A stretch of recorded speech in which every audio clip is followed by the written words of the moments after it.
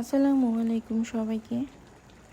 আজ আমি আপনাদের সাথে শেয়ার করছি ছুরি শুটকি দিয়ে ছিমের বিচি রান্না। আর আমি কিভাবে করছি সেটাই শেয়ার করছি।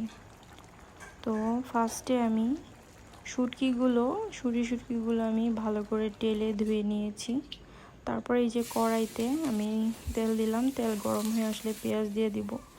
পেঁয়াজ হালকা ব্রাউন হয়ে আসলে এখানে 1 টেবিল চামচ রসুন বাটা, স্বাদ অনুযায়ী লবণ। তারপরে শুটকিগুলো ধুয়ে দিলাম, দিয়ে এগুলো একটু ভেজে নিব।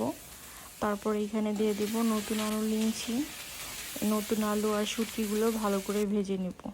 তারপর এখানে 1 টেবিল চামচ হলুদ, 1.5 টেবিল চামচ মরিচের গুঁড়া দিয়ে একটু গরম পানি দিয়ে ভালো করে কষিয়ে নিব।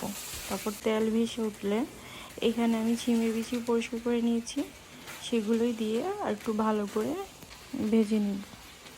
তারপর এখানে কাঁচামরিচ আর টমেটো দিয়ে আমি ভালো করে মিক্স করে নেড়ে চেড়ে এখানে আর একটু লবণ লাগবে দিলাম। তারপর আমি গরম পানি দিয়ে দিলাম, দিয়ে এটা আমি ঢেকে দিব। যেহেতু ভাজার মাধ্যমে আমি সব সিদ্ধ করে নিয়েছি, এখন শুধু ফুটে আসলেই নামিয়ে নিব। এই যে আমার শুটকি তরকারি হয়ে গেছে। তো সবাই ভালো থাকবেন, সুস্থ থাকবেন। আল্লাহ হাফেজ।